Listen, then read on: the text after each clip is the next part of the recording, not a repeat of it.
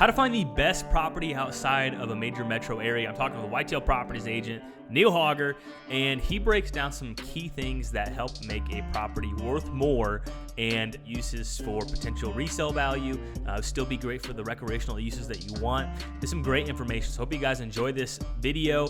Hit the like button and subscribe if you do. Let's get right into it. So step back from any metropolitan area and look at the map, and you will see, and I'm near Minneapolis, St. Paul. It's like a spider web. They're all feeding in or feeding out of a metropolitan area. And always, those are the demographic growth corridors. The amenities are there. Little towns start springing up because there's amenities. So those demographic growth corridors are always areas where the population's pushing.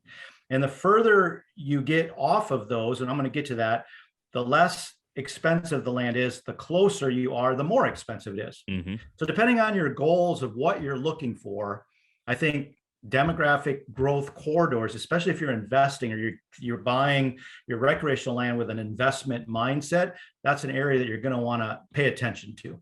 Alongside and almost parallel is the geographic travel corridors. And those go along with what I just said. Those are the major freeways coming in and out of a metro. Mm-hmm. But if you take that a step further and you get 20, 30, 45 minutes out, then those major interstates become county highways. And then they become a secondary road, and then a tertiary road, farmer's lane, all the way down to gravel. Mm-hmm. And so you start to pay attention to those, and you realize, and I've realized, that people want to be about 1 to 2 hours from the major metropolitan areas along the demographic growth areas because they want convenience. They like to travel easily, so they're on the geographic travel corridors.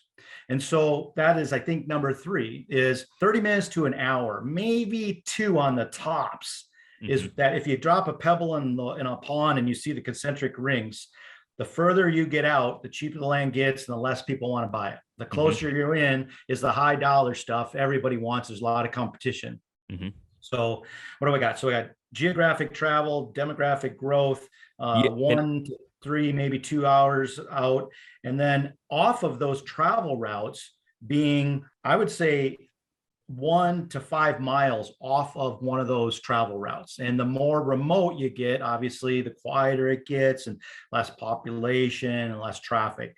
But again, you're starting to get remote. You're losing, on the resale side of it, you're losing buyers. Limiting buyers. Yep. The type of land. And what do most people want to buy? Most people want to buy waterfront, I would say, in my experience, because I'm in lake country. It may be different where you're at. Yep. But for the listeners that we sell to, they probably want diversity. They would want something with a little bit of tillable or some open grounds. They want some timber. If you're smart about hunting, you probably want some wetland security cover.